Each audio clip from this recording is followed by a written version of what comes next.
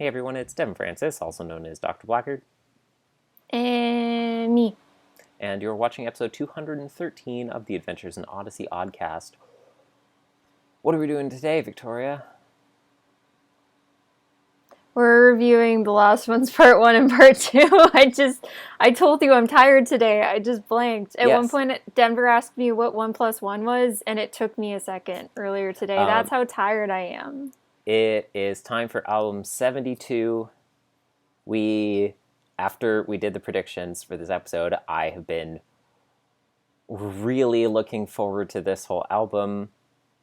I think it is going to be fantastic as a whole. This album has so many multi-parters. I'm very excited, and I have very high expectations. And obviously, as we've talked about previously, this one's a little bit weird because the first 2 episodes of it got released early as bonus tracks, like way after the fact on album 71, presumably in response to parents being like, I want to know what happens now. So can you imagine, like, if I'm so glad that the episodes were already like produced. Well, I mean, they wouldn't have put them out like. No, I know, but like, I just hate the idea of like people being crappy to focus, and then they had to like rush the production or something like that. Yeah, no, I don't think they would do that if they like. wanted. Can you imagine, like, movies don't work that way. You can't do that with movies or TV shows. People get pissy about a movie. It's like, oh, that's too bad. You have to wait until the next one comes out. Yeah. I get why people were upset. But, like, also, people need to, 1, relax, and 2, learn patience. Well, they're not going to, Victoria. People are entitled. That's stupid. Okay, so we are talking about The Last Ones Part 1 and 2, obviously, as we knew, the end of Olivia's little arc here. So, episode 928. I feel like I should specify, I'm not upset with Focus for releasing the episodes. I get why they did that. I'm upset with people for being jerks about it. I'm upset with both, but more so with the people who must have complained to make it happen. Yeah. 928, The Lost One, Part 1, written by Marshall Younger. So, as usual, we have Olivia plot, and we have Zoe plot. So, I'll just go with the Zoe plot first, because it's brief. So, the person who's editing the Odyssey AIOO, the main editor, has just changed. Miss Adelaide is going to pick a new person to be the lead kid editor, I guess, like the lead writer and everything. It would be the editor, because the teacher isn't the editor. They're like the teacher supervisor or whatever.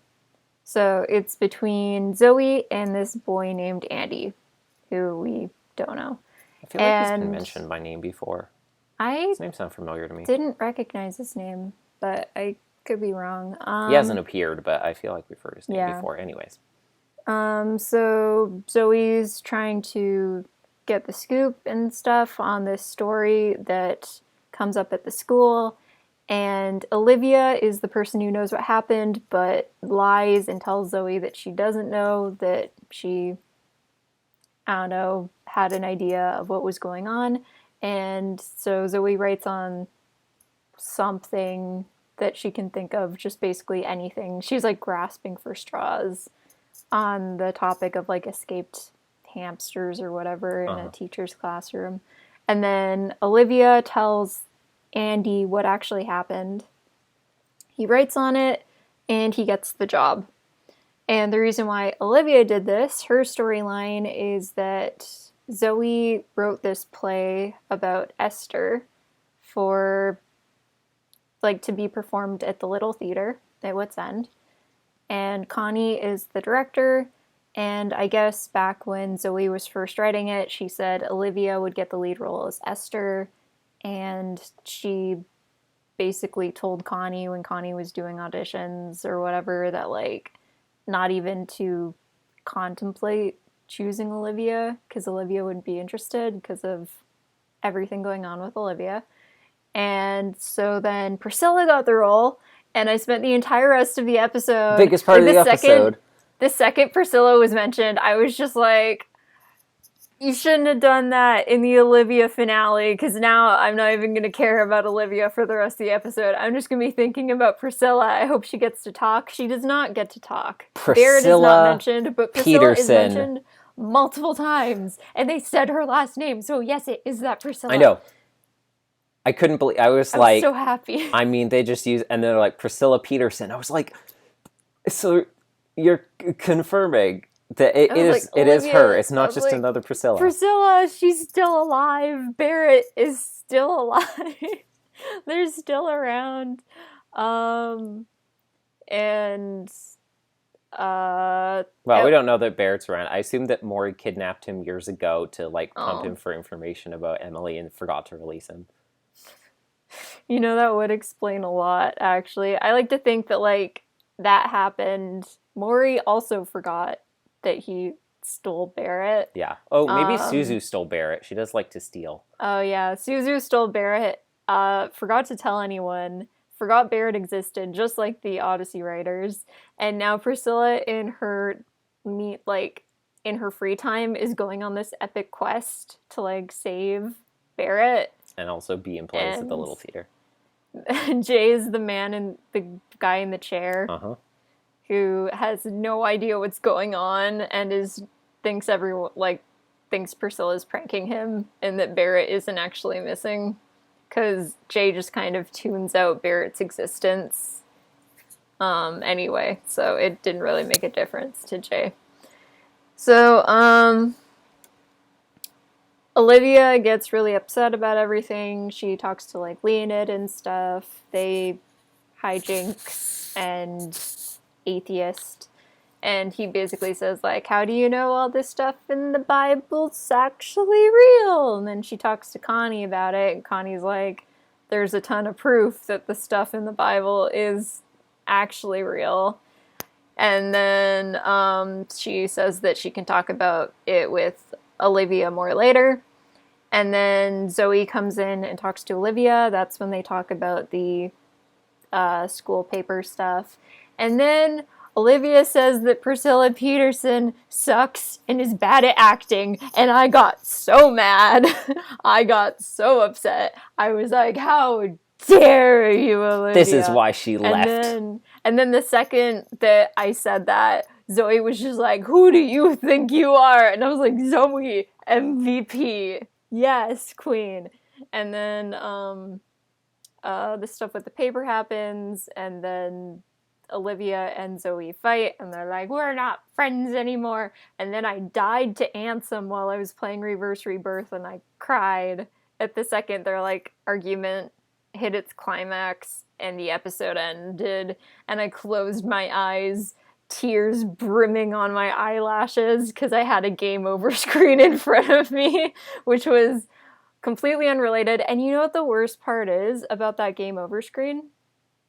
He had that much health left. That was the closest I got to defeating him in the entire 40 minutes I was fighting him. It happens. Was so frustrating. I had a full attack launched, and he hit me right before I could hit him. It's hard when you can't customize your deck. You just have to remember the order of all the cards and how to get there fast enough. I do remember the order. He just keeps hitting me, and I can't get to my Oogie Boogie heal fast enough. You gotta get those zeros, and I only have 2 zeros in this deck. So,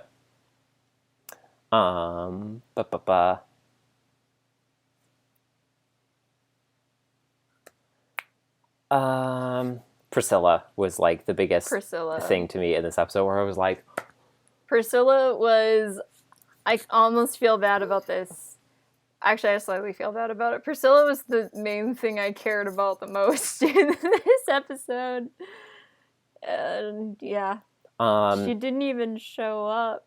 I want to re-listen to Groundhog Day. I haven't listened to that one again in a while. I know I say such a perfect episode. Every time that she appears, I'm continually glad that after the Ties That Bind, that we keep getting to see Miss Adelaide just being a good teacher that people appreciate, where she's like, hey, I think you guys should try and make up your friendship. And Zoe is like, I'm excited about getting to work with you on the paper. Leonid, on the other hand, has gotten a lot more aggressive since Triple Decker Sunday. Things have definitely moved from a territory. Well, Olivia's gotten a lot more aggro too. She was like feral in this episode. Things have moved from a territory of introspection and questioning to like shutting out any advice or counsel from friends. I like the part with Connie, like you said, where Olivia's like, how do we know this stuff even happened? And Connie's like, this and this and this, and Josephus and this and that. Maybe it's just because I'm not good at arguing stuff usually, but the second Connie, like, I don't know about you, but there have been times where I've had, like, those thoughts too, where it's just like, how do I know how authentic everything is? But I know there's proof, but I can't think of many examples of the proof. And just, like, everything Connie laid out, I was like, well, yep. But I think... Connie knows her stuff better than I do. I think then that Leonid brings up the point to Olivia, which is the much more pressing point, which is the more like what he meant, by which I mean what she meant, because it's in her head, which is not, how do I know that this and that story is a thing that happened, especially in the broad sense, where it's like, how do I know that Jesus was a real person? I mean, that's not something that's historically disputed. It's, like he said, it's other, like, more specific, like, miracles and pieces of stories, but he brings up the more spiritually pressing point, because that's kind of what led to all of this, which is, it's not whether or not are these stories true, it's if it is true, would you be okay with that? Like, would you be able to deal with the idea that God is real and has the power to stop these things, but let Mr. Norton die anyways?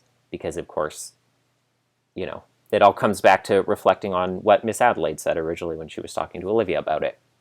And, like, that was the closest we've gotten to, like, Olivia acknowledging Mr. Norton's death, like, ever since the first episode of this arc, basically. Mm-hmm. Like, when she said, like, what do you mean? And he was like, I think you know what I'm referring to. Well, that was the second episode. Because... yeah. But I really liked how... when Leonid was talking about, like, everything, and he's like, what about this person and this person? And he's like, and you know Mr. Whittaker, he sucks. And I was like, okay, Leonid. It's just that, I thought that was kind of funny. I was glad that they referenced, like, going on the adventure in the Imagination Station, because they had the previously on at the start, and it had bits from the first 3 episodes of the saga, but it didn't mention Worth It.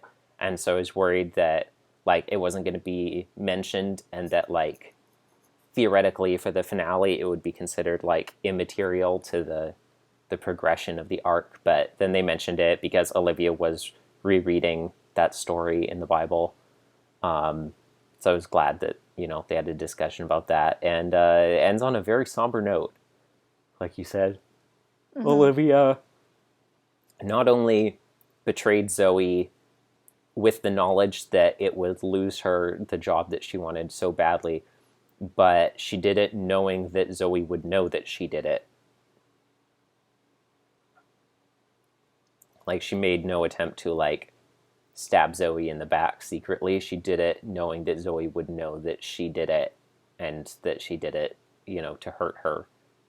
She also, like, asked to remain anonymous in the article, and was like, girl, you know that's not going to do anything. Like, I get that's could be seen as more for, like, other people or something like that, but, like...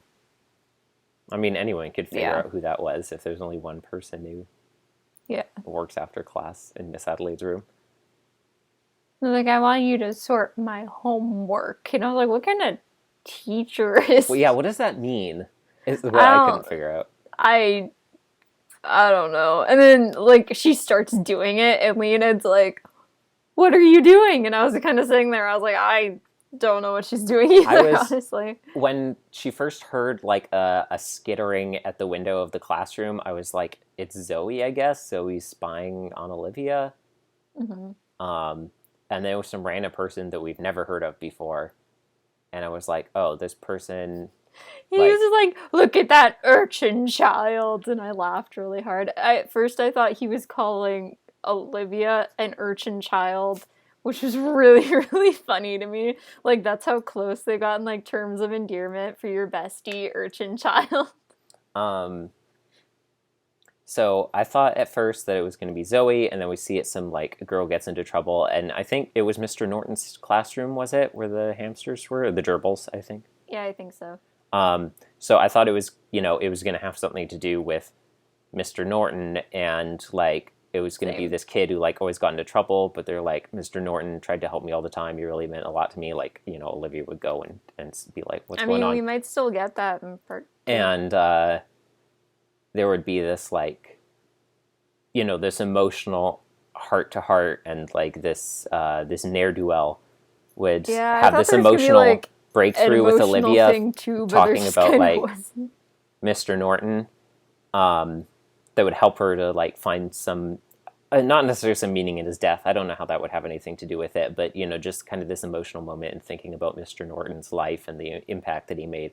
But then it was about, like, oh, she did something and we need to find out about it. And then I thought, oh, Olivia is going to not tell Zoe what happened because she's like, this kid, like, gets in trouble all the time, and they're just going to get in way more trouble if they get caught. And I think that it would be better off for them to, like, for me to try and help them than to tell the truth right now. And so it's going to be like a moral dilemma kind of thing. But no, she was just like, I'm going full spite mode to... Immediately sold them out and betrayed Zoe. I'm trying to remember, the fact that the ski trip was paid for anonymously, was that mentioned in the album description? Or the It was in the album description. Okay, so that hasn't come up this episode. So no, I mean, not in this album, in the last album. Oh, okay. Like, it didn't come up in this episode. Nope. Like, surely it must... I thought it was going to, and it didn't. If it doesn't come up in next episode, I will be confounded. What was the purpose if it doesn't... They mentioned it 3 times in the first episode. Because it wasn't in the previously on, right? No, it wasn't. That's where I expected to hear it. What if it just never comes up again? Like I said, that would be like, bizarre. One fear. Yeah, I know, right? Like, they mentioned it 3 times in Higher Than Our Ways.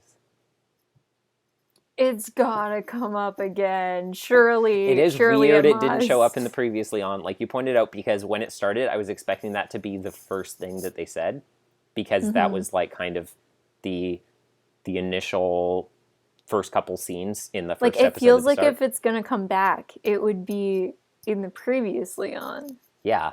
Unless they're, like, really want us to forget about it to impact it home. But, I mean, that's the thing, right? Normally, previously on will spoil you about, like, things that are going to become relevant because they have to remind you about it. Unless the next episode is a previously on, but I doubt it will. That would be weird. It would be weird.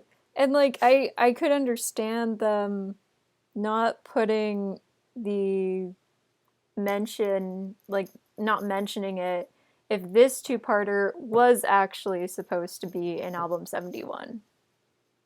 Because then at least it's in the album description. I think that it will come up again. It better come up again. I think that it will come up again, but they didn't put it in the previously on because they thought it would be, like, either too long at that point, or that they want, when it's mentioned, to be like oh yeah, I forgot about that thing because of everything that's happened since then. If you and I didn't make such a big deal about it, I wouldn't have remembered it in the first place. They would mention it in part 2, and I'd be like, I have no idea what you're talking about. I mean, I would remember once they mentioned it, but, like, barely. I wouldn't probably remember even once they mentioned it. To remember. I'd be like, I guess I'll take your word for it. Was this a thing we knew in the first place? Can we make a deal that if they don't say who the sponsor is, we get to say who the sponsor is and make it canon, and we can make it the weirdest possible person. We can make it what's Mr. his Charles face who used to run Davey Holcomb, BTV or something like that. Like, what was that guy's name? Mr. Feldstein. Man. Yeah, we can make it Mr. Feldstein. Like, just make it someone really Remember weird. when his It daughter was, came back like a it couple was albums ago? That was Maud. wild. Who? Mr. Feldstein's daughter, when the Cooper mom got a job at the TV station as a weather reporter. Oh, I remember that. Yeah, And she was like, that was yeah, weird. Feldstein's network, quality but cheap. That was the thing that happened. And I was like, yeah, we can make it like, wow, that was a blast from the past. we can make a list. We can make Mr. Feldstein, Maud, Old Man Jenkins. Bennett Charles. Who? Old Man Jenkins. Old Man Jenkins. Or Connie's Uncle Joe. That was my next thought. Yeah, perfect. Perfect. That is Old Man Gower from Gower's Field, who's been dead for how many dead decades? for 50 years, paid with it with that ghost money in the oil mines. The ghosts have. Oh, speaking of the ghost money, it could be the builder of the mall where that Blackguard bought out to put Blackguard's castle in. That's only in the novels. True. How about Philip Glossman's fiance that he never married? Who's still in England? Yeah. Or we can make it, what's his face? The professor from the novels.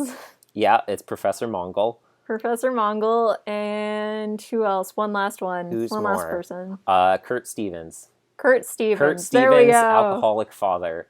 Our top 10 list of who is the donator. And you know what, Devin? I'm going to say they all gave 10%. the same amount. They all are the donator. Oh, it's so sweet. It's so beautiful. The community really came together. The global community. Yeah. And the undead characters. Community also. Yes. That was a beautiful moment we had. That was a weird bit. Those characters. Anyways, I was going to say else? before that happened that I think the reason originally that it stuck in my head before this episode came out was the fact that you pointed out, I mean, I thought of it anyways, but you really pointed it out when we were doing our predictions for album 71 that it's wild that this was happening again because we already had a previous episode with Olivia and Zoe and a mystery donor donating money that ended up being Maury and a whole thing. And we were like, it's wild that they're just okay, here we go again. Our field trip being funded by an anonymous donor. Bonus person I'm going to put Maury's on our father. List. Number 11, that actor that Maury hired, he found out what happened and he actually felt really bad. So he's like, yeah, I'm going to give Olivia money, actually. I feel like that guy deserves an honorary place. Yeah. Making amends. That's what makes Olivia come back around. She finds out that guy donated. And she was like, oh, people can change. Because that's what the real moral of, that's what we're actually learning, that people can change, not any other lesson from this whole arc.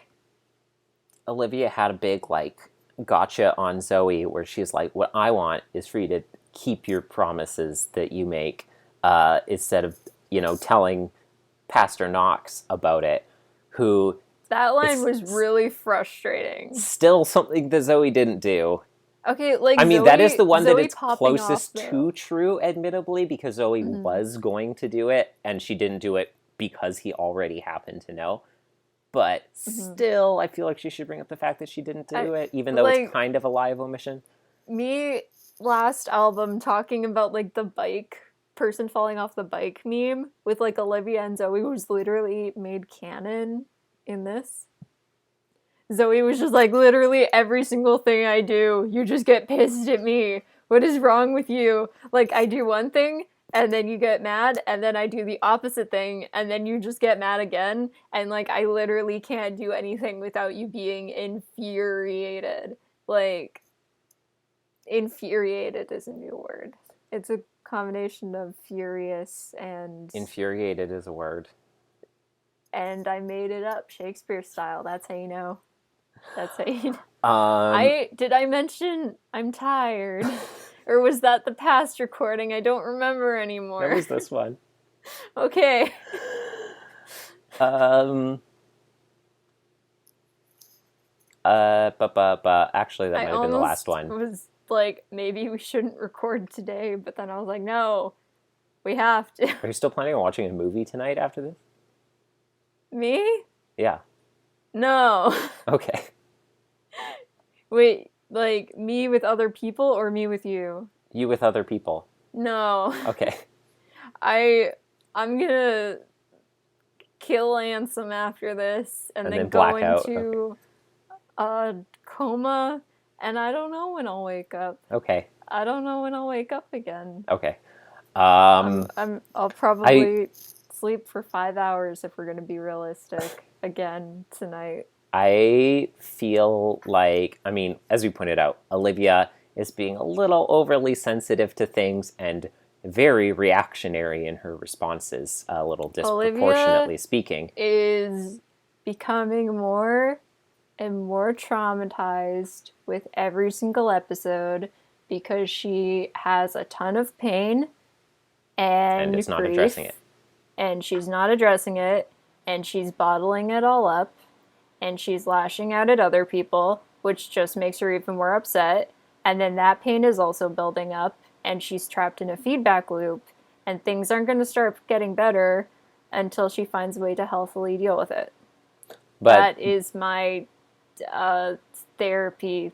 That's my sleepy therapy. There That's is my new a- segment on the Oddcast, sleepy therapy. this is like Zoe still is not like acting perfectly in this, in that like she still hasn't reached an equilibrium of just acting normal around Olivia, where she's like, I either like hound you that like try and force you to be in the play because you need to absorb the lesson of Esther, and maybe God has put you into a position of playing Esther for such a time as this.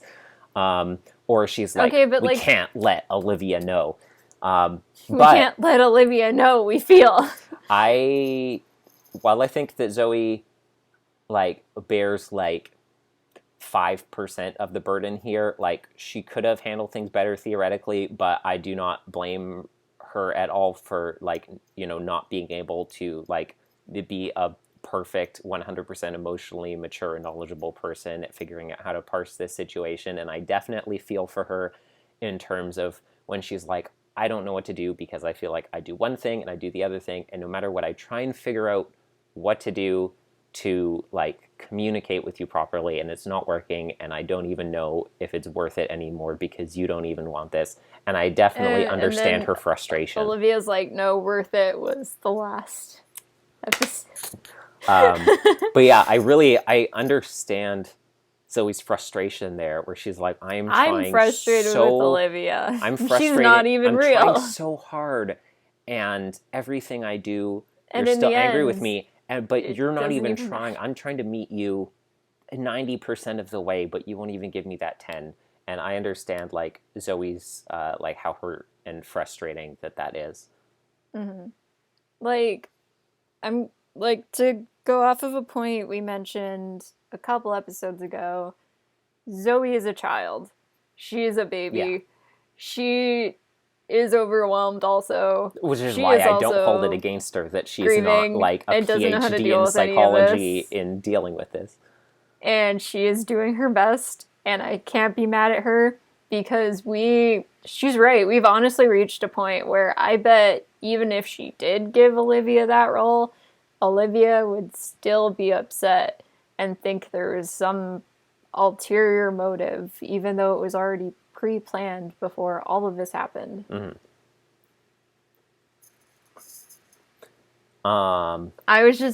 There are so many moments in this episode where I was just like, yeah, Olivia, I am tired. But also, that's me. This entire day has also just been, I am tired. What do you think is going to happen in part 2?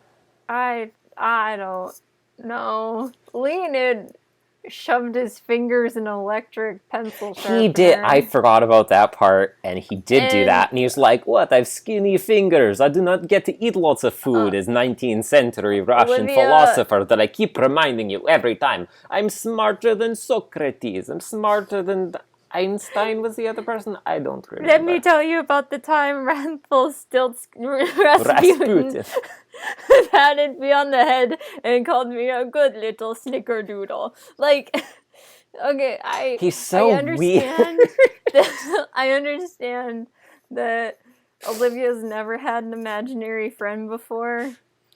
But, like, girl, when your weird Russian imaginary philosopher atheist friend who's, like, middle-aged or whatever starts shoving his fingers in pencil Starts doing sharpeners, body like, horror on you.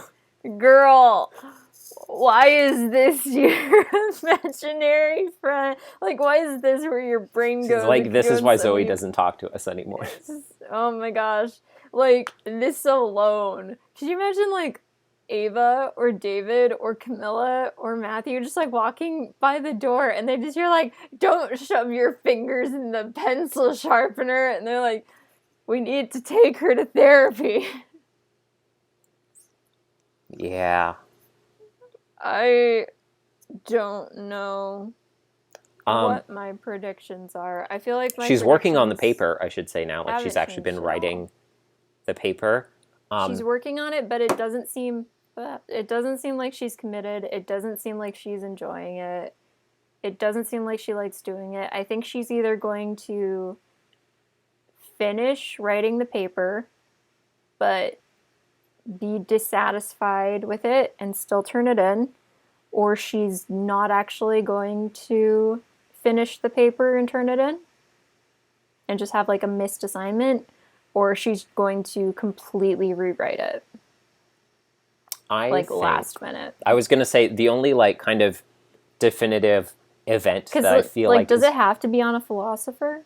Yeah, it's a philosophy unit. But they're, like, Christian philosophers and stuff. I mean, there's lots of philosophers. Yeah. What I was going to say is... But, like, I'm wondering if she's going to, like, swap. That is what I was going to say. Secondly, first I was like, in terms of part 2, the only, like, event that I feel like this is, like, a non-personal event that is, like, here's something that will happen in the timeline of the next episode is we'll reach the point where, like, it's time for that assignment to be due. I don't know if they're being presented to the class or not.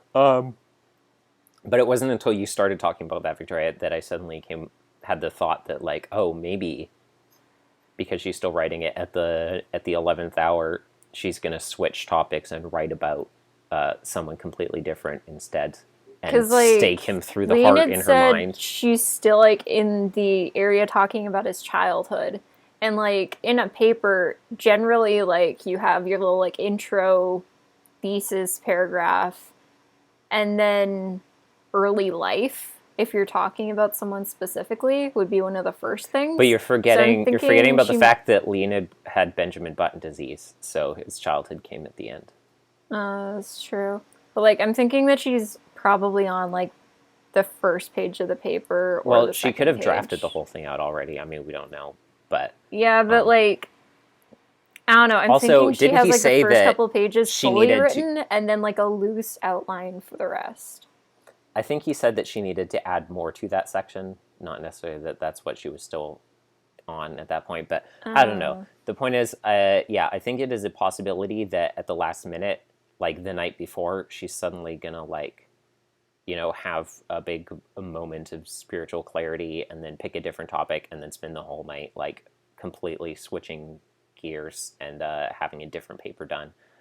There's gonna be a scene with Miss Adelaide in the next episode where she's going to talk about Olivia, talk about the topic Olivia chose with Olivia. I can't use words. I don't know why I'm so tired today. You know, like, when you're like, you can't sleep. I was laying down for like an hour after playing the piano today, and, like, I just couldn't sleep at all, even though I was laying in the dark. And, you know, like, when you're really tired, but your circadian clock is, like, so screwed up that it's just, like, you can't sleep. I'm familiar. I got my usual amount of sleep last night, which is not much, but I think it's just, it's built up. The sleep debt. To the point where my sleep debt is bad, and I'm in the red, and it's, yeah, this is good content. Yep. Yeah, I did have that thought because I think it will have more impact from a perspective, if it's not just, oh, we are expecting up to that moment, and then Olivia's like, actually, here's my topic. If Miss Adelaide has already told the class, like, oh, Olivia is going to talk about Leonid Sapunov, and then she is like, actually, here's my report, and it's on my favorite philosopher, Zoe Grant. I was thinking, like, if she's going to write about a character we actually know. Be Wit. Wit. Probably. Or what if she just chose Jesus? I feel like it'd be pretty difficult to write the kind of paper Miss Adelaide wants on Jesus of Nazareth.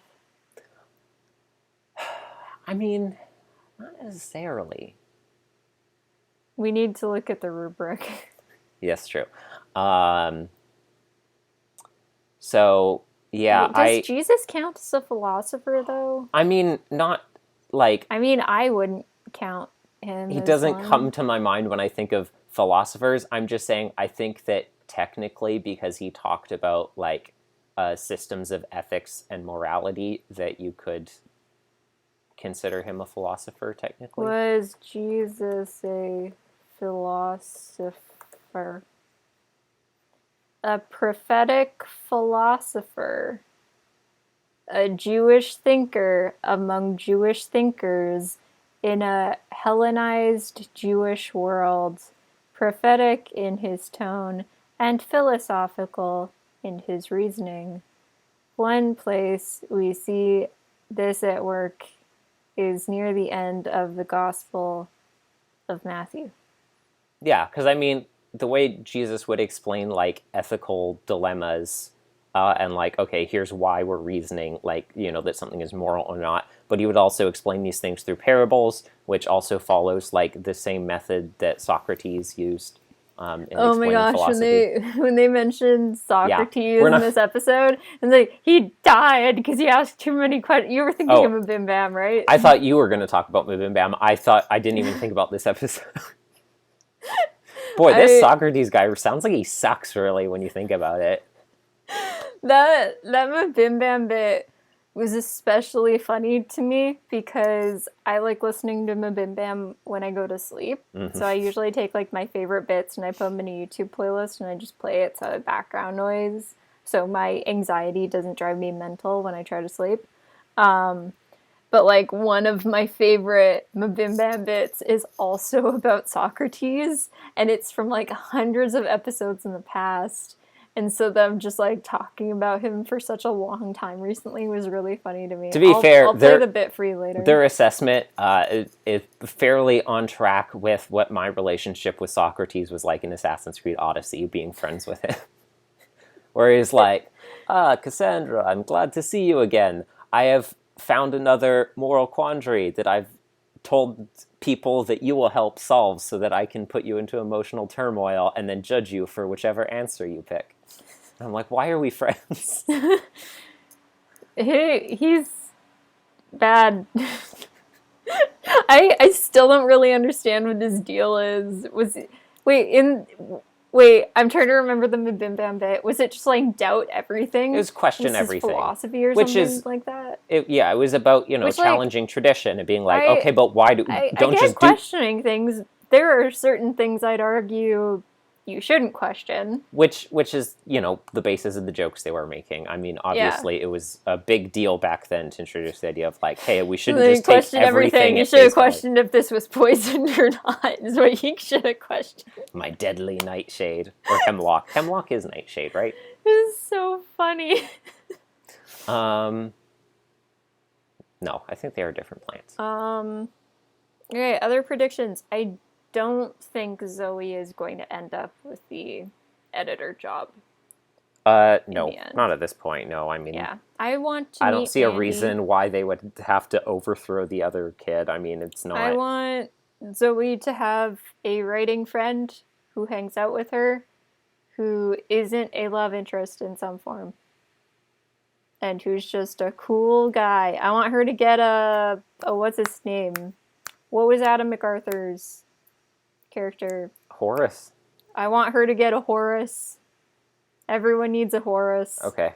where it's just like someone who's going to share interests with you who is the opposite gender and isn't going to be your love interest at all. So if you're predicting that that will happen, would you say that that is Zoe's horoscope?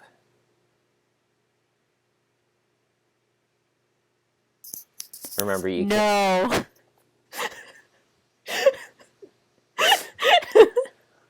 I always love that pause where you have to remember that it'll mess up everything if you just hang up on me mid-recording. I did think about pulling out my headphones and putting on my laptop and walking away, but I've done that That is what I thought you many were going to do, yeah. I've done that too many times. I need to shake things up by peaking my mic. Yeah, I'm sure everyone newfound appreciated levels. that. So I also listened next to time. the priest bit, and I was not too loud during that. I don't know if that's because you turned me down a ton. I think I turned you down to like 20%. That would be why then. For some of it, at least, for some very small portions of that episode.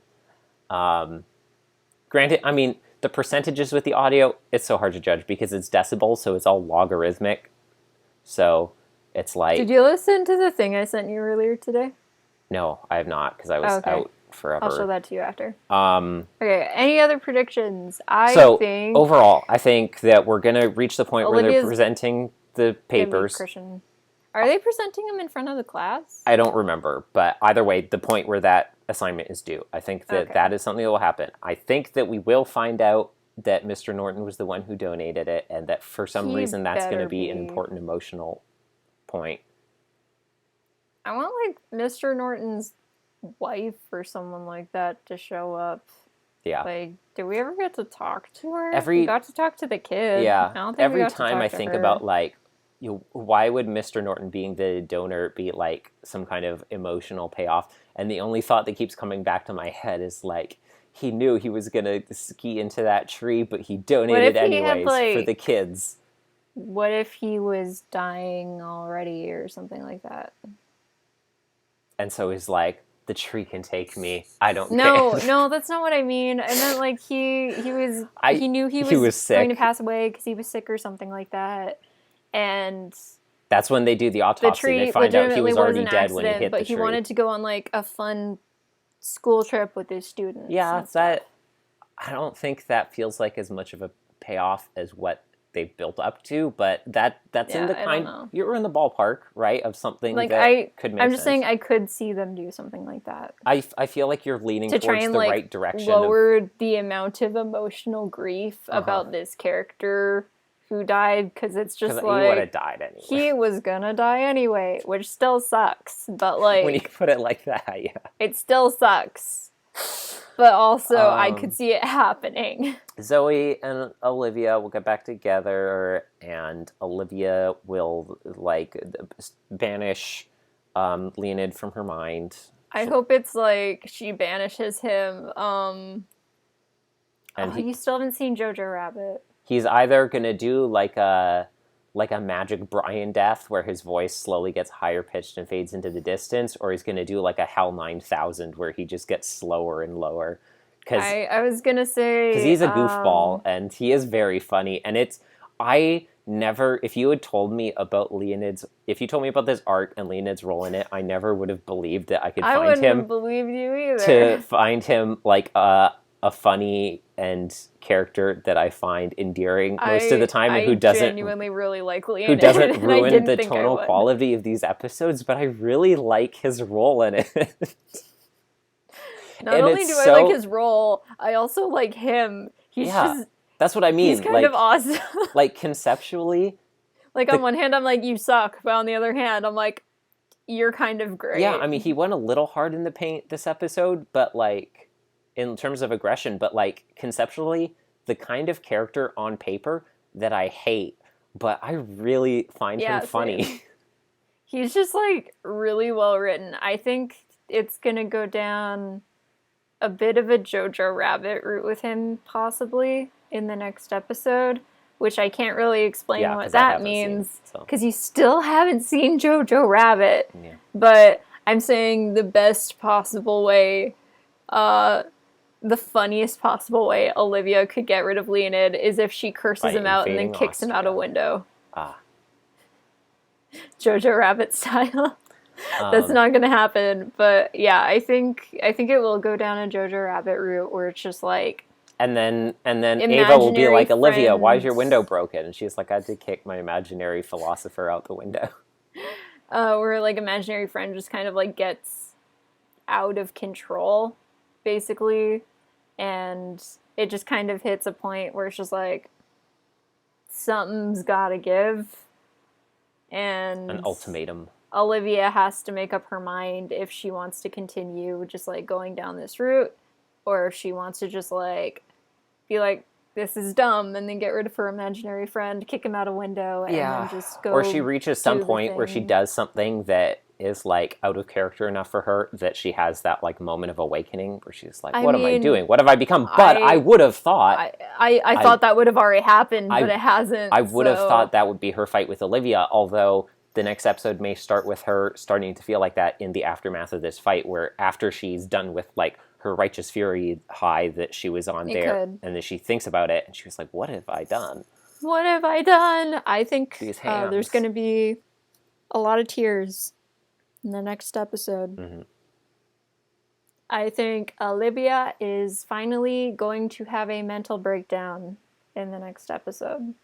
I think she is going to go full Keyblade graveyard, just very emotionally distraught mental breakdown. Who in the Keyblade graveyard specifically? Sora. We're like, rock! That's what she'll do. Yeah. Make that exact noise. So, those are our predictions for part 2. So now let's go listen to that and talk about it. Okay, part 2 now, episode 929, The Lost One, part 2, written by Marshall Younger. What happens in the second part, Victoria? So, before I forget to say it, Zoe's play goes off without a hitch. Zoe doesn't attend it too, Not though, the first thing that happens, but reasons I'll get to. Priscilla, our sweet girl, does amazing. We knew she would. We believed in her. Pop off queen. So, Olivia is struggling majorly with everything going on in this episode. It's the night before her assignment is due, for one.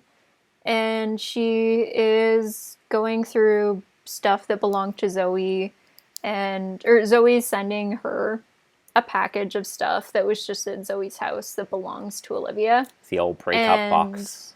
Yeah. And Olivia is going through it with her mom, and it has, like, beads. And I think, like, every kid had a bead phase, or at least the majority of kids. Where it's like, I'm going to build so many pieces of jewelry out of beads. If I go in my closet I'm going to make little animals out of beads. A million things.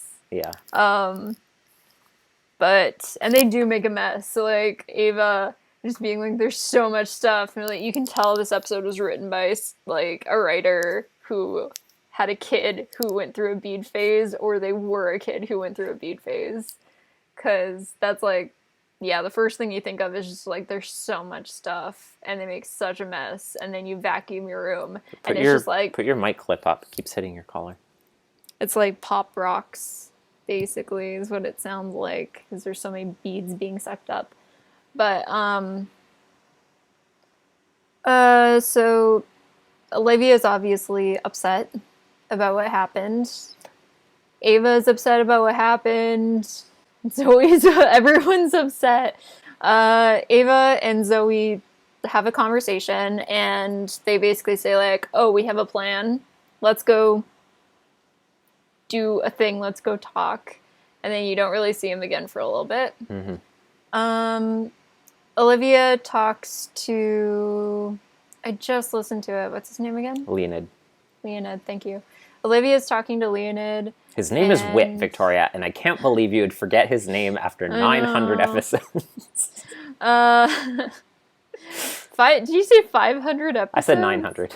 Oh, I thought you said 500. And I was like, I can't believe you would think there are 500 All episodes. 500 episodes of Odyssey. Devin just stopped listening after episode 500. Yeah. 500. And he's just guessing, like, what happens I haven't in every listened to a single then. episode since 2001. I listened to the episodes, and he just kind of freeballs what he thinks the plot is based off of what I'm saying. We're not even, like, on a call with each other. I just we pre-record this separately. I'm just recording to a camera right now, and Victoria's recording, and then we stick our videos together, and then hopefully we don't talk over each other too much, and you guys who watch this know that So basically, we pre-record over each other, and then we put our videos together. And so when I put the videos together, I don't even do any editing to try and make sure that we don't, like, I'm actually the one who edits. That's the big secret. I manage our social media, and I do the editing. That, like, because there's so much crosstalk already that we don't actually work around that. So I'm so glad that we finally got that off of our chest. Like, honestly, man, it's been a long time. And honestly, I don't know if Devin's going to see this bit because, again, I do the editing, but I'm thinking of just getting him off the podcast and not having him on here anymore. You're so right about that, too. I agree completely, and that's what... Because I'm the only one listening to the episodes, and I do all the editing, and he doesn't do anything.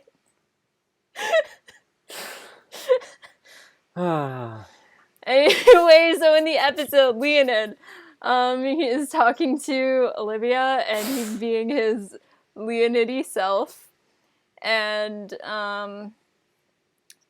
talking with her about different things, and I'm sorry, he continues to be very mean. Like, I know I talked about that in part 1, really, but he just keeps getting meaner. I listened to part 1 again, and then I listened to part 2 back to back, so I just stop me if I start leaning into part 1 stuff. So I don't know if this happens yet, but he starts talking to... No. Okay, so Zoe is talking to Leonid. He starts being kind of mean. Olivia? And he's... Yeah, that's what I meant. Olivia's talking to Leonid. I was like... And Leonid's like, you need to finish your report. You need to put all these things in it. And she's like, I am going on a walk because I'm upset. And then she, like, tries to go to Wits End.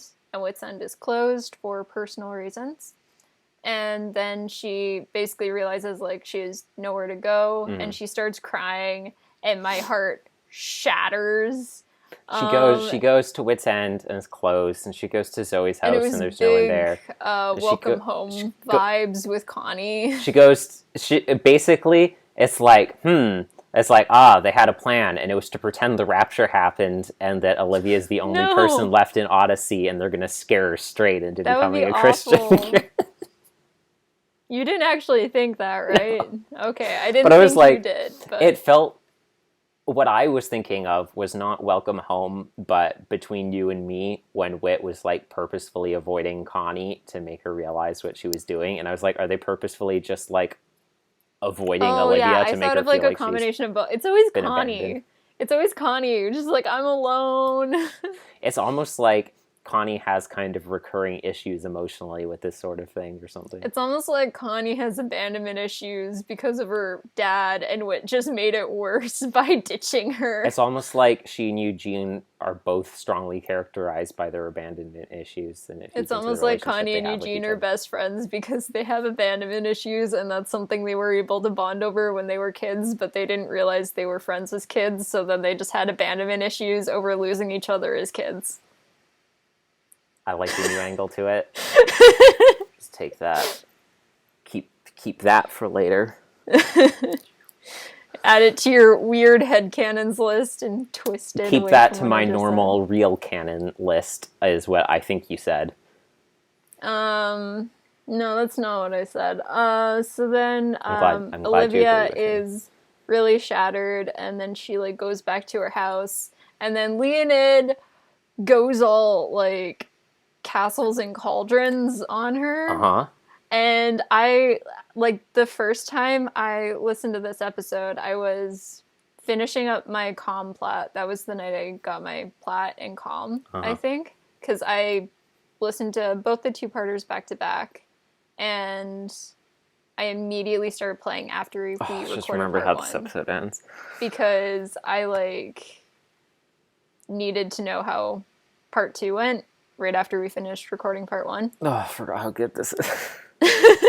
And I got like full on goosebumps the first time I heard like very creepy. It was freaky. It freaked me out so much. And dare then I say terrifying. Like that was like the main thing that just like stuck in my brain basically for like the 2 months between like the last time I listened to part 2. And then I can't like Leonid, I can't just like enjoy him in like a more like oh no, you're jokey right way anymore. Like, cause like re-listening to part 1, he would just be like all jokey, and I'd be like, nah, I can't. It was a very sudden anymore. Creepy turn when he suddenly went from being like Olivia's quirky like, imaginary friend devil, to basically. Olivia's like mean imaginary friend to Olivia. Is that actual Satan talking to you? Yeah, that's like straight up the devil, and I was just like, what the frick? And then like re-listening to part 2 tonight, like at least he didn't go full on like Apollyon from Pilgrim's Progress. Yeah. That would like, have been a stone too far for me. Re-listening to this episode like a couple hours ago, and just like again playing a different Kingdom Hearts game, I just got like full on goosebumps again, and I was just like, okay, no, this is probably just gonna be me just genuinely disturbed every single time I listen to this episode, like forever most likely. Because, like, it was really good, but it was really, really disturbing. And, like, props to the sound engineers on this episode. They did a really good job with Leonid. And so then, thank God, Whit comes to the house, and he takes Olivia out of there. Because, like, even if they, like, stayed in the house, I think that would have been bad. I'm really glad they went on a walk. Yeah, I think Olivia needs some fresh air. Yeah, she definitely did.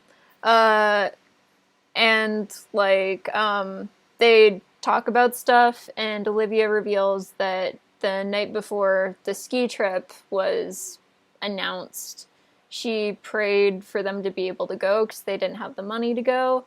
And then her prayer was answered, and they did have the money, but because they went, her teacher died. And that's why she has been blaming herself, because, yeah, I didn't understand what was going on immediately in this bit, because she was just like, my prayer made my teacher die, and I was like, you didn't pray for your teacher to die, you prayed for the money. And then it took me way longer than it should have to figure out what she was talking about. Man. And then Whit was just like, I understand what you're going through. And Olivia said, why do you understand that? And he's like, because I'm the anonymous donor. And I was like, we finally found out. And it had a hurt good so reason. Bad. It still came in a way, and I was like, wow, it really did pay off in the way that we wanted it to. In the end, we didn't think at this point it would be able to. And it did. And, did it. Because I think we already addressed the fact that, like, usually in anonymous donors or, like, big Whit. payment moments, it's usually Whit. But, like, usually if it's Whit, we find out it's Whit, like, and at this point, it's like, what's the point in that being a secret? Yeah, if it's Whit. And it paid off. It was good. Boy, howdy, did it pay off. That hit. Whit said... It hit.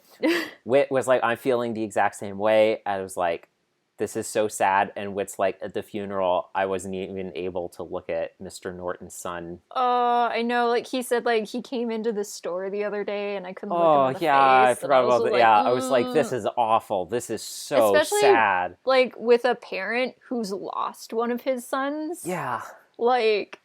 That's rough. It's so sad. And I was like... And then they, like... That was a really good twist. Yeah.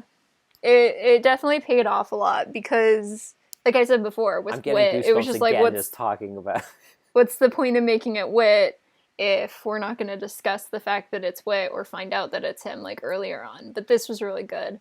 And then Whit guides Olivia to the Odyssey Church, which is open on, I believe, a Tuesday night.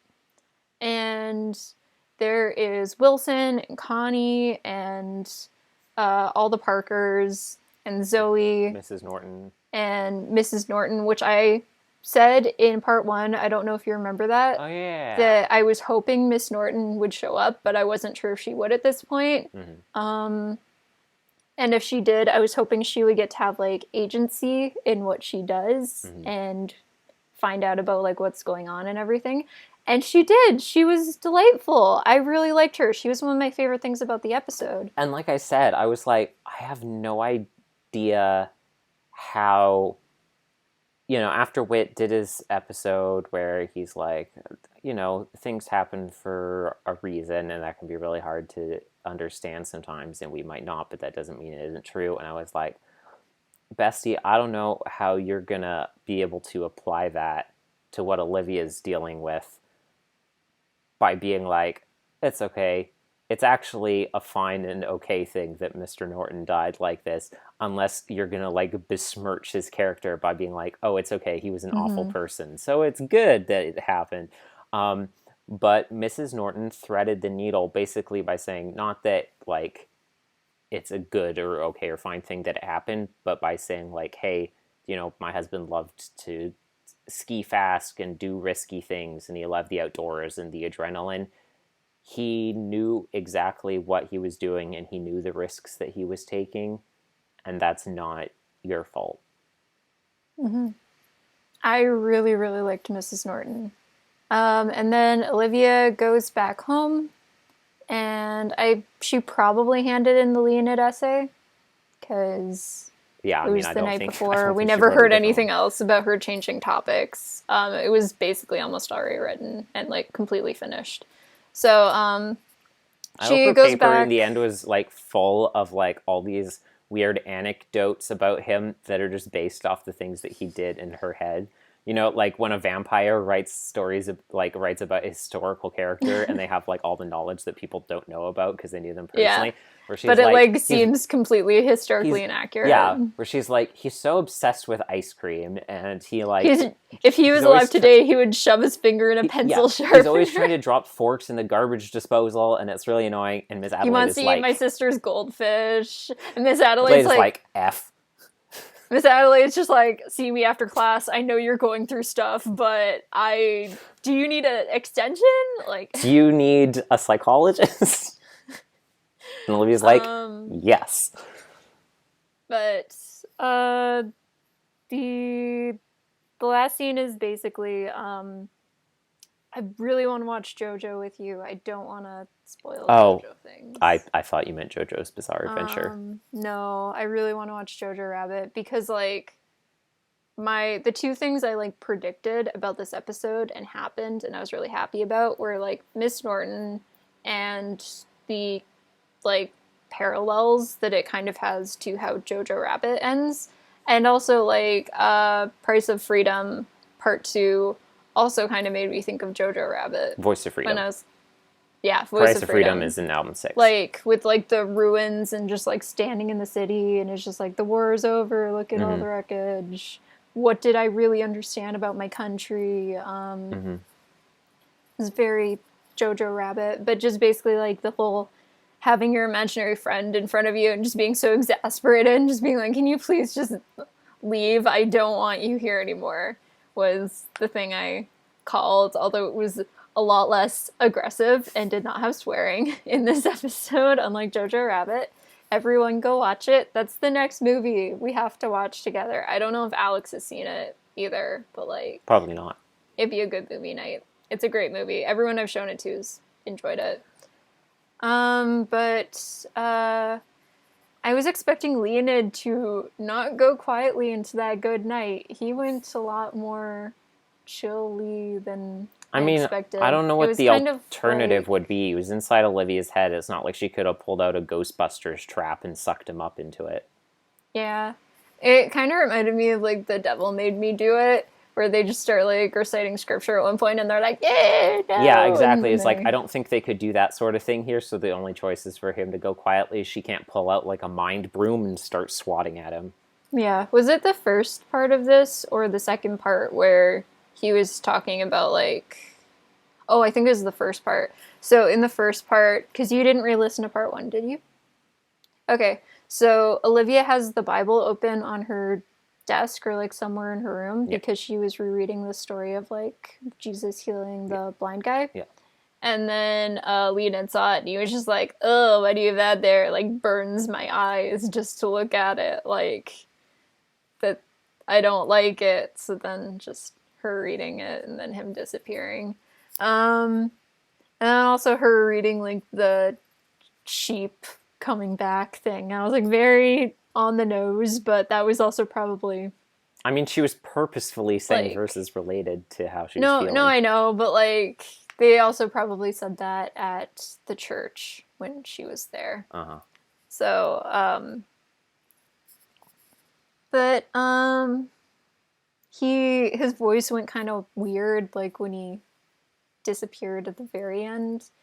But I don't know. I expected him to be a little bit more aggro. Rage Scene, against the dying of the light. That scene where his voice changes, though, is so dark. Like, yeah, it is so dark. Uh-huh. I mean, I also thought of Castles and Cauldrons. Like it's been a while since an Odyssey episode just like got to me. I think the last one that just like actually got to me and just made me go like, whoa, this is insanely dark. What are we doing here?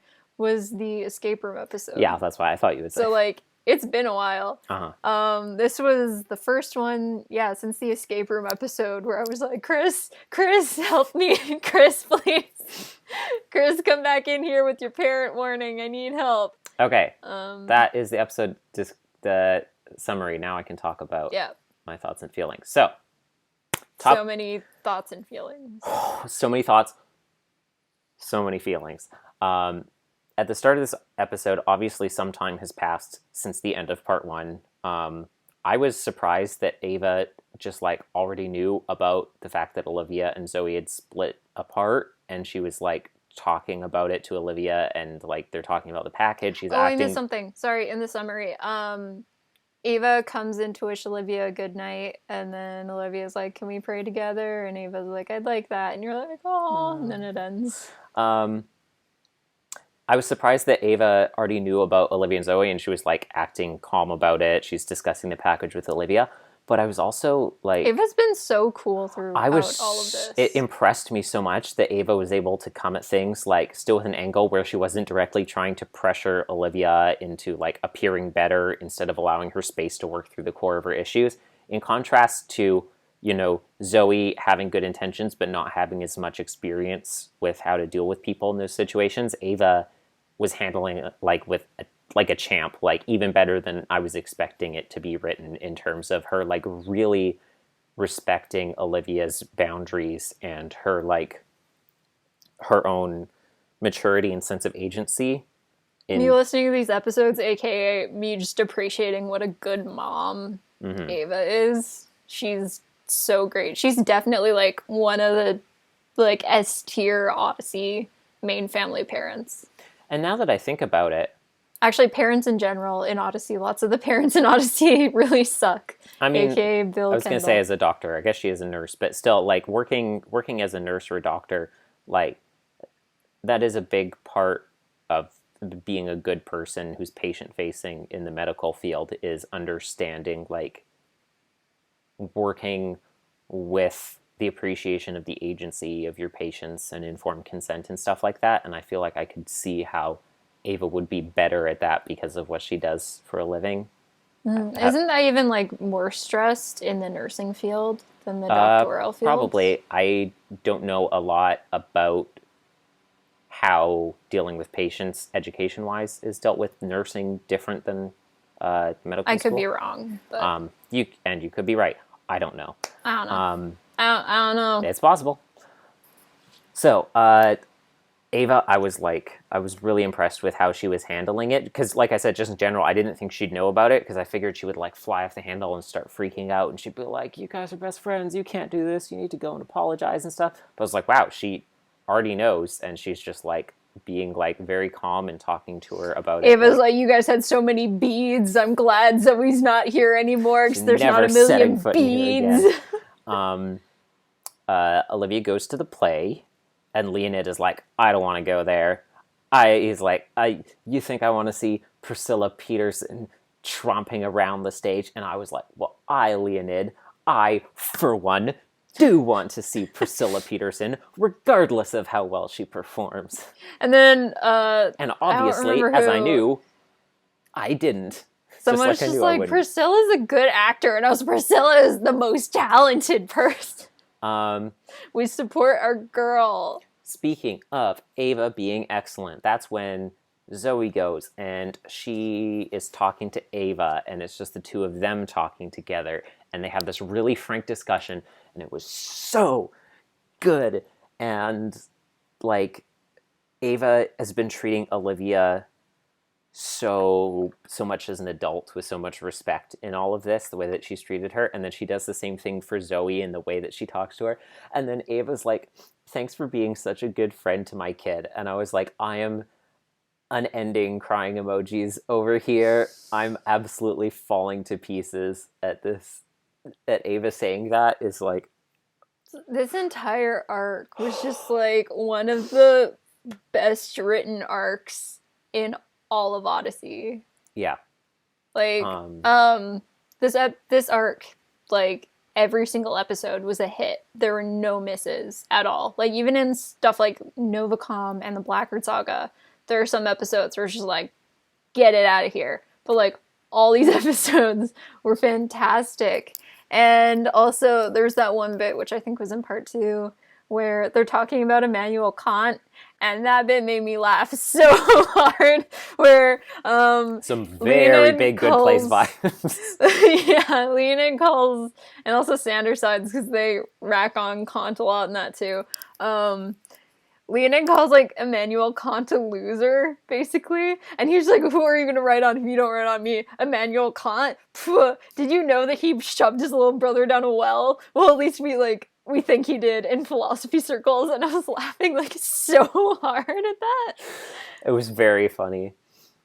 Yeah, so Leonid, this is when we start to see him, like, getting more and more aggressive right before he just, like, full out transforms. And we talked about this in part 1, but it's so interesting to see the steady change of Leonid's character over these episodes as a function of Olivia's own changing state of mind. Because when he first appears in Triple Decker Sunday, I imagine he was pretty accurate representation philosophically, if not, being like, ice cream, pencil sharpener, like you said.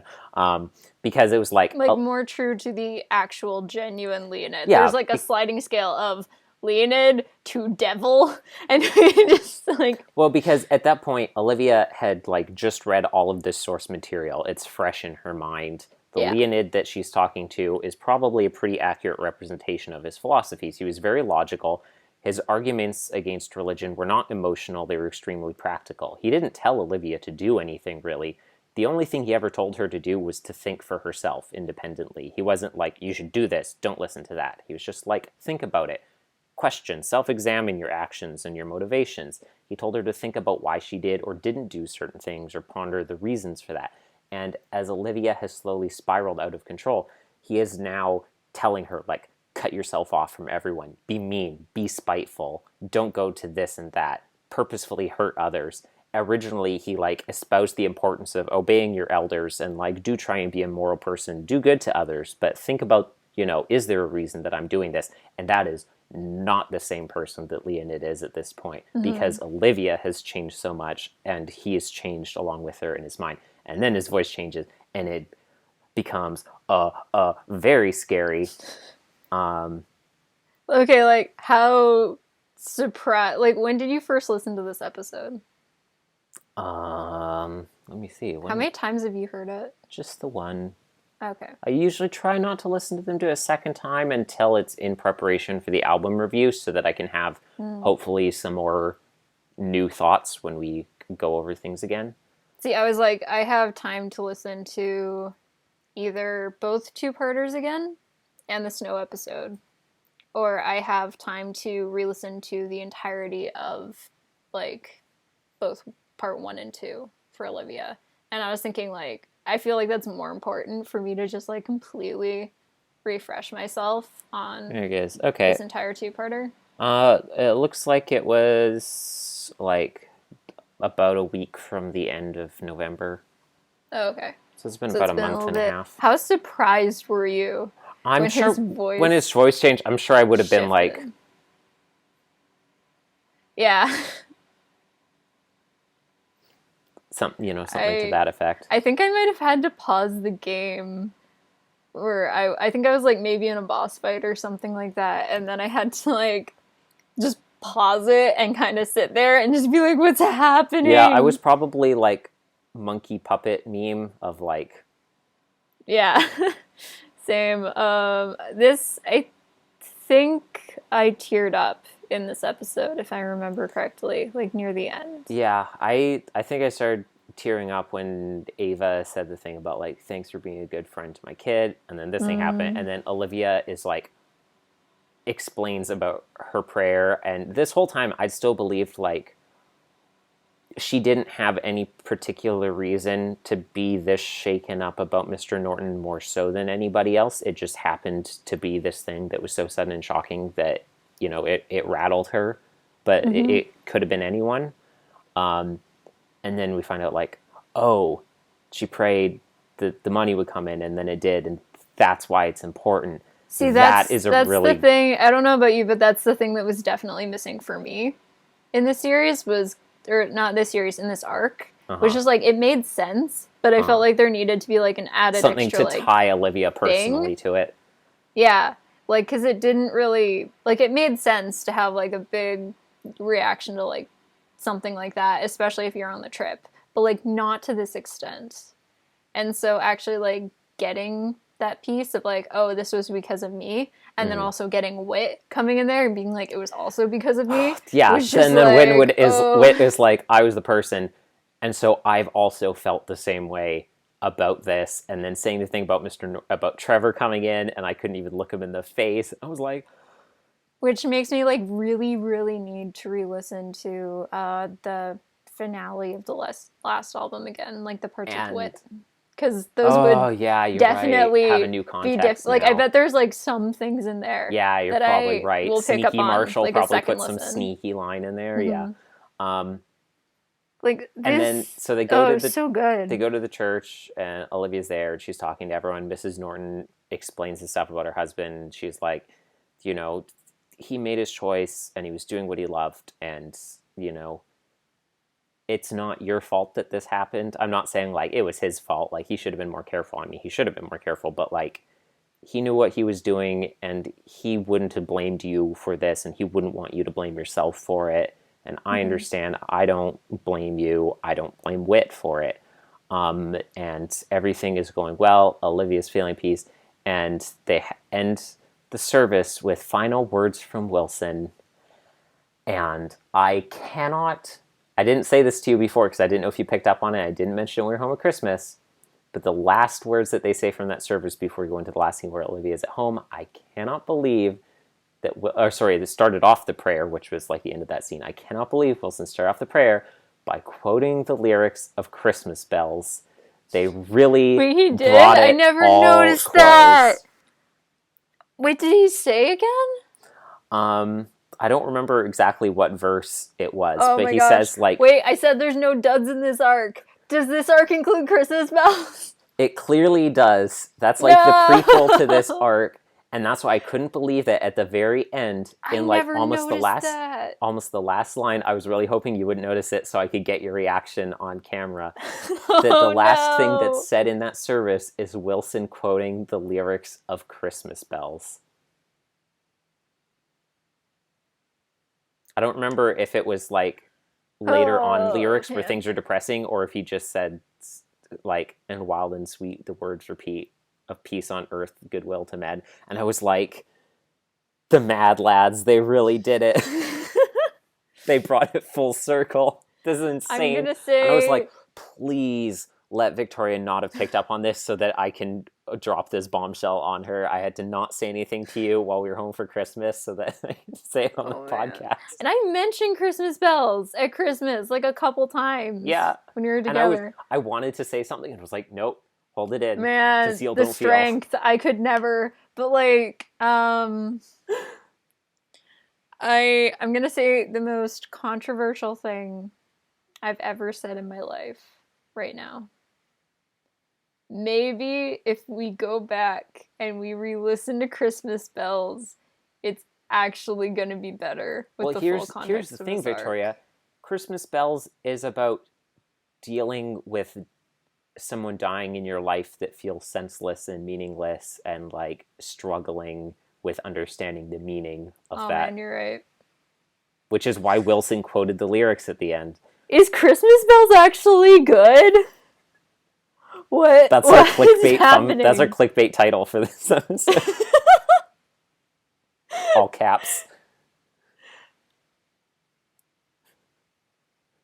I'm gonna be completely honest.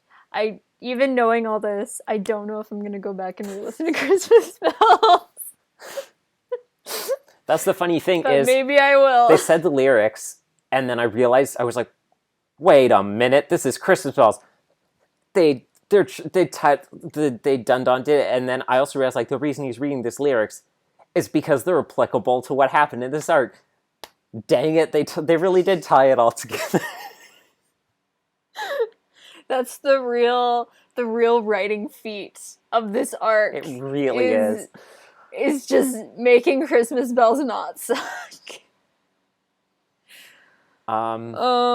This was a really good episode. This whole arc's been fantastic. This episode was fantastic. And I believe we said, because we Both of reviewed them. last album very highly, and we're like, we know it's just going to be this two-parter to finish it off. We're really looking forward to it. But this was also good. I really hope this sticks the landing in the end, because it has a lot riding on its shoulders with how high the bar's been set by the previous album. And it exceeded the expectations that I set for it. I hate you right now because my takeaway from this episode is now not going to be like, wow, the writing was incredible. Olivia's ending to her arc. Leonid is Satan. Ava is the best character ever. Priscilla was there. It's going to be, wow, they really did put Christmas Bells in there. You know that one tweet where it's just like, writers these days do be putting everything in there? Like, why is Christmas Bells driving the bus? Once we finish this recording, I'm going to find the timestamp so I can listen to it with you and you can hear him say the lyrics and be like, okay. I'm like the guy, like the meme where it's like the guy at the table, like with the drink. Another thing I wanted to say before I forgot, we mentioned this in the last episode, but it goes along with the Immanuel Kant thing, is it's so funny to me, just Leonid picking on other philosophers, doing niche historical philosopher jokes, philosophers, because like I'm not like I wouldn't say I'm super into philosophy or anything like that, but I do tend to enjoy media that discusses philosophy, like The Good Place and Sandersides and that kind of thing. I like media that discusses philosophy. I also like jokes about really niche things that almost no one's gonna get. So like the Immanuel Kant thing was hilarious, and then also re-listening to part one, and then it having like that line about Sophocles in the part one, like making fun of Sophocles. I don't quite remember what it was, but Olivia was like, I'm gonna do this one thing, or like, no, it was when Leonid put his finger in the pencil sharpener. And she was like, why would you do that? And he was just like, I'm doing all this other stuff. Which is still was like, is maybe so I should have messed written up on, that they like, did that. Like person. I said, that was like full on like Bipper, like body horror. I can't believe they did that. Even. Olivia's like, maybe I should have written on like a philosopher who wouldn't stick his finger in a pencil sharpener and think like, maybe I should do that, you know, like Sophocles. And then Leonid like, you really want to write on Sophocles. Like, he got him questioning everything is why he got murdered in the first place. Okay, so it was Socrates, not Sophocles. Or yeah, that's what I meant, Socrates. I will say Socrates. I think of Griffin's voice every time I hear it. If Olivia knew more about philosophers, she'd probably realize I don't think there are any philosophers who wouldn't stick their finger in a pencil sharpener.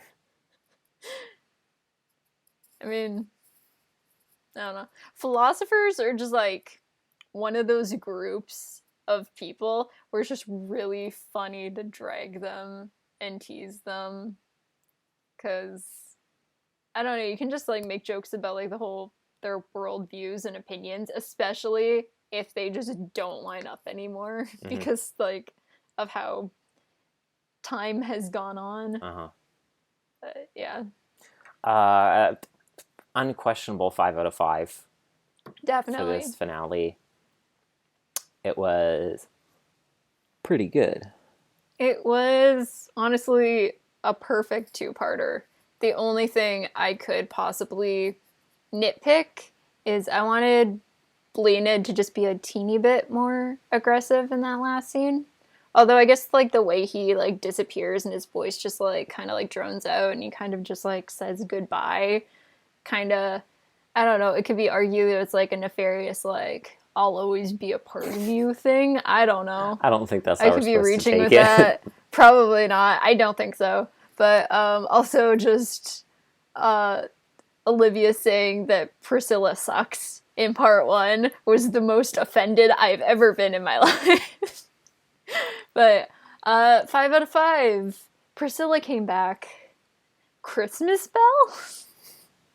Mom? I still really want a t-shirt of that hero's journey picture I found. Yeah. Can you give that to me? Can you figure out how to get a t-shirt maker and do it for my birthday? I should do that. Because that'll become my favorite t-shirt ever if you do that. I mean, I would buy at least 2 of them because I would also want to wear that every day. Yeah. I would buy at least 15 of them, 1 for you and 14 for me, so I can have it cycle every day in my wardrobe, and I'll just wear it like a cartoon character where I never change shirts. Oh my gosh.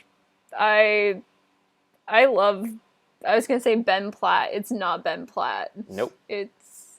I don't remember Jean-Ralphio's actor's name. I do, because I was just listening to him on a podcast. And because he's in DuckTales, so you should probably remember his name. It's a different Shapiro. Yeah. Ben Schwartz. It's not Ben Shapiro. No, I was gonna say that. I was like, no, it's a different Shapiro, but no, it's a different Ben. Yeah, but Ben it's a Schwartz. Ben. So it was close enough. I was like, not that. I started this new podcast, and Ben Schwartz was a guest on one of the episodes, and I really, really need you to listen to it. I want to listen to it with you, but I don't know when that would ever happen. Let's wrap up. Yes. Next time we're talking about Hua. Next episode in the album, which is and Judge Me Tender. And then I guess after that, Snow N? That was a typo. N? Snow M, like them. That makes more sense. I can't Snow see it. Snow Who's Boss, which is the OAC November episode of 2021. Yeah, we're doing the thing like we did last year, so we can, with Rydell Revelations or whenever that was, so we can kind of balance things out. We'll put November with that one, so that then we can do As Buck Would Have It together as a 3-parter, and then the December episode will be an episode with the review and the predictions for next year, so that the episodes will be a little bit more balanced. Yeah. In length. And the last Snow episode, just to clarify, will be the OAC 2021 review, and not like the album review. Well, yeah, that'll be this album, because that's going to be with the Buck 3-parter. Yeah. Which, I mean, that one, the ones on either side of that will be balanced in length. Obviously, I'm sure the Buck review is going to be insanely long because it's a 3-parter review with an album review, and it's an episode that I imagine we might have a thing or two to say about. So as with other very important 3-parters, such as the Rydell Revelations or Life Expectancy, we may take a little bit of time to pick apart our thoughts and feelings about it. It's going to be a long one. Maybe so. But I don't know what happens. I'm going to guess. Lots of people will be cool with that. Okay. So that's all for this episode. Until next time, thank you for joining us on our side of the YouTube. I've been Devin Francis, also known as Dr. Blackguard. And I'm going to be thinking about the Christmas bells thing for a long time. I forgot what Christmas bells was called for a second. I thought I was going to say snow bells. That's how little I care about Christmas bells. I didn't even remember what the title was right there. I mean, the first verse is kind of self-fulfilling, isn't it? Wild and sweet. I told you I don't remember what the lyrics The are. words repeat of peace on earth, goodwill to men. The first verse is literally That's a like... different Christmas song. What? Peace That's on Christmas earth, goodwill bells. to... No, that's... I heard the bells on Christmas Day, their old familiar carols play, the wild is sweet, the words repeat, of peace on earth, goodwill to men. That's the first verse of Christmas That's part of bells. a different Christmas song, too, though. Well, maybe the last couple words, because that's Like, straight from peace the... on earth, goodwill to men. Okay, that's not the right Christmas carol, but also that's just something that the angel said to the shepherds in the Bible. It's in a lot of Christmas carols. Man, people are so unoriginal, just quoting everything the angel said in every single Christmas song. Yeah, it's almost like there's very little dialogue in this story from which to directly quote, and so what little we have kind of gets used a lot. That's on the angels. They should have said more stuff. Okay, bye, guys. Okay, bye.